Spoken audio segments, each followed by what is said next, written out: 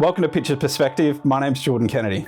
Before we kick off, this is general advice. Should you wish to speak to somebody about personal advice, please reach out to one of your advisors. I'm fortunate enough to have Andrew Wilson, one of our senior advisors, here with us today to do a deep dive into private credit. Let's get cracking. So Andrew, what is private credit and why are people so crazy about it at the moment? In essence, private credit is direct lending. So generally direct lending to companies. So you've got investment managers out there that will raise capital from investors, pool that money together, make an assessment around the creditworthiness of potential borrowers and lend the money to those companies directly from the investors' funds. So banks not in business anymore? Banks are. Regulations have changed a bit, and it's meant that more companies and borrowers that perhaps once would have got their capital from the banks are no longer meeting the tighter credit criteria and are seeking other avenues to raise capital. And are we seeing rates, crazily high in this market, and that obviously passes through to investors, or how do we see that?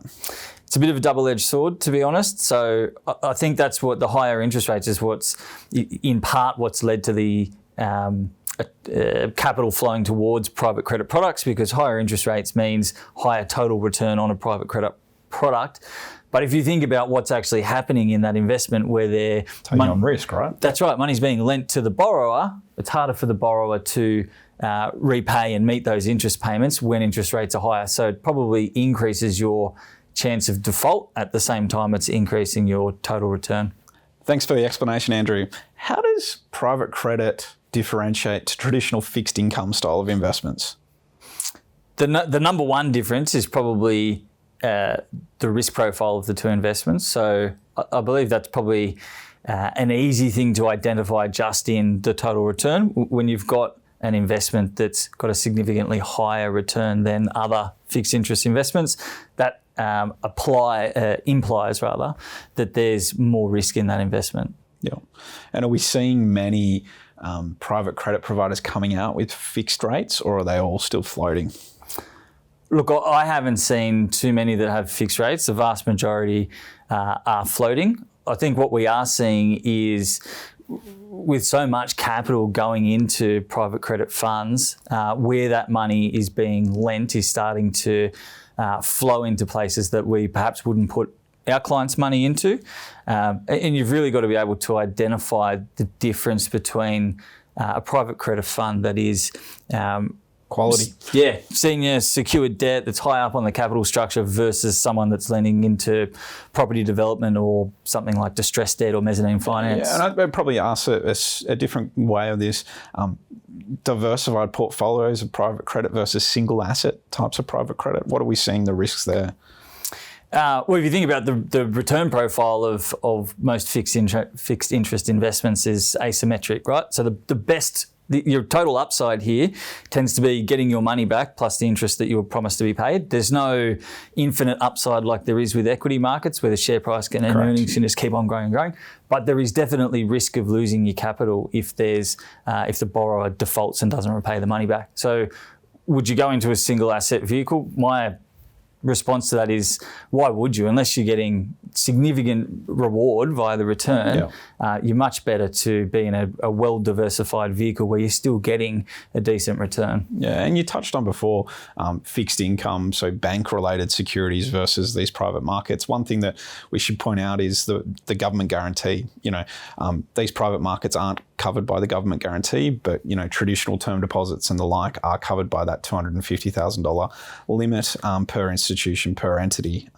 So that's an interesting fact that we should make our clients aware of. Yeah, 100%. And it seems to be that there is a little bit of a misnomer. The investors, particularly if they're unadvised, they look at these products and just in their mind, you can tell that they're thinking this is a fixed interest product. This is an equivalent to a bank deposit, just with a higher return. Yeah, I'm getting more. Exactly right. So Andrew, with the recent reduction in the cash rate, how does that affect private credit markets? Well, as these are floating rate investments, as interest rates come down, you're going to see the total return on these private credit funds start to come down as well. The silver lining there is the lower that interest rates are, the lower the borrowing costs, the lower the chance risk of on the default. Yeah. Can you give us a run through of the proposed changes to superannuation that we're hearing? Yeah, so the number one change that's been in the media of late, with a lot of speculation around it, is the Division 296, so the additional 15% tax on for balances over $3 million, which would apply to any investment earnings on the amounts above $3 million, including, interestingly or oddly, tax on uncrystallised gains. I know the farmers are, up in arms about this when they've got a farm as the only asset in the property in their portfolio, and this tax were to come in, they wouldn't be able to pay. Hence the uproar, right? Yeah, 100%. Like normally, your tax liability is coming after you have sold an asset, crystallised the gain. Therefore, you're receiving the sale proceeds. That creates liquidity. You can use those funds to pay the tax. In this case, as you're pointing out, because the tax is applied to unrealised gains, for, in your example, the farmers, where the assets in the super fund are illiquid or less liquid, there might not be the money there available to pay the tax. So it can potentially create huge problems. And it hasn't been legislated yet. There's a lot of speculation. It also introduces a number of other risks that I think is the reason why it's being slowed down into other tax structures or entities that it opens the door to. Do you have any comments about that? Yes, it's not legislated. So I believe it went through the House of Reps. It hasn't gone through the Senate yet. In terms of money going to other entities, yeah, I think you're right. It certainly raises the question, should you be reviewing superannuation as a vehicle to hold your wealth when all other entities aren't going to be paying tax on unrealised gains? And how are you talking, or what are you talking to your clients about asset allocation with these potential changes? Are you making any adjustments now, or are you hanging fire? What are you talking to them about? Yeah, I wouldn't make any changes until something is legislated. It just doesn't make sense to go and reshape your portfolio. You're going to incur transaction costs. You'll potentially incur taxes and the like. So I would wait. But in saying that, there'd be nothing wrong with thinking about, if it does come in, how would I fund this tax, particularly for those that don't have liquid assets in their super fund? Yeah, well, it's whether we have the time horizon to make the changes to navigate if the rules do come in at the last minute, say. Yeah, correct. I would expect there would be some time, because if you think, like, even if it was legislated, say, at the beginning of next financial year, you're going to have the full financial year, then the tax return that's right. So you get a little bit of time up your sleeve, but still, you don't want to be, when you're forced into selling assets, you never want to be put in that position, right? Correct. Yeah, you want to be able to do it with clean air at the right time, making the investment decision, not having tax drive the investment decision. Agreed. There's been a lot of hype about hybrids and the changes, or the proposed changes that the government's came out with. Can you talk us through what a hybrid is, how it fits in a portfolio, and different characteristics? Absolutely. So a hybrid is a security that on the capital structure ranks higher than equity but below traditional debt. It's got some fixed interest characteristics in terms of its yield and paying a fixed margin above the bank bill swap rate, but also some equity characteristics in it's the loss absorption terms that sit within it, and its potential to convert into equity. Into equity, yep. And when you construct a portfolio, I know a lot of my clients sort of see it as quasi fixed income because it's issued by a bank or a corporate. How do you position it in a portfolio? Yeah, I don't use hybrids a lot. I don't feel that the return is sufficient for the risk that you're taking on. My view is why not just buy the equity, as long as you can buy the equity at a reasonable price. But yes, it has for a very long time been used as a quasi, or not even quasi, just an allocation for fixed income in a client's portfolio, particularly those that where the whole portfolio is a listed portfolio. So if they've got an online broking account or a traditional stockbroker. Easy to access. That's exactly right. Easy to access, and it's they're generally issued by financial institutions like your banks and insurance companies. So they're names that most retail investors will recognise. And what are the proposed changes? So APRA has announced that the hybrid market is going to be wound up. So that's a $43 billion market. So there's a lot of capital on there.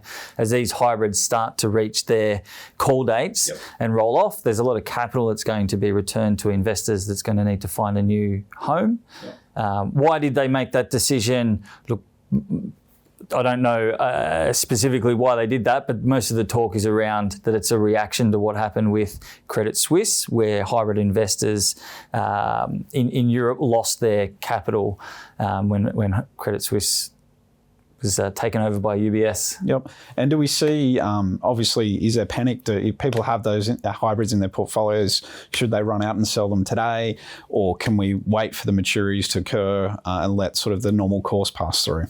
Yeah, well, you can do either. You can, if you're going to get a reasonable price, so the price and the expected return move in opposite directions. So if you're going to get a better price when you're selling your hybrid, that also implies that the remaining expected return up to the call date is going to be lower. So you might spot an opportunity to sell out of the hybrid.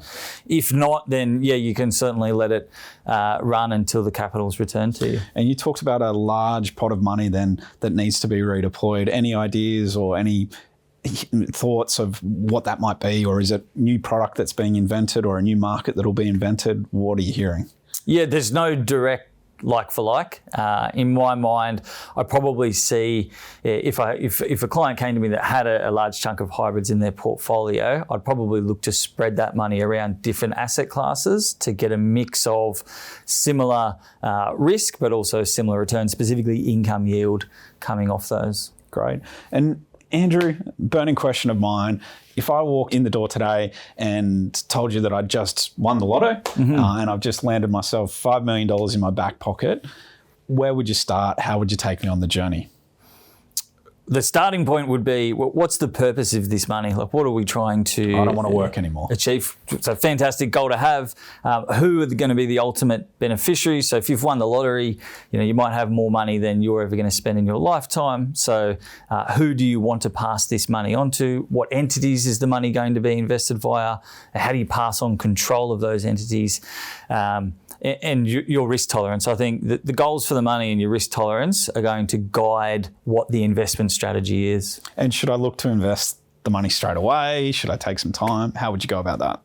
Depends on the amount of money, because you're balancing a couple of factors there. I think all else being equal, we prefer to average money into markets. So invest the money in tranches, so you're averaging out your entry price. However, every time you're transacting and buying, you're incurring transaction costs. So you've got to make sure that each tranche that you buy justifies the transaction costs. So larger amounts of money, definitely put it in tranches. Smaller amounts of money, particularly if there's more cash flow coming in the future, you'd look to deploy the capital straight away and then buy more as more cash flow comes into the portfolio. Awesome. Thanks, Andrew. Thanks, everybody, for listening along. Please like, share, and follow. Thanks for coming. Cheers.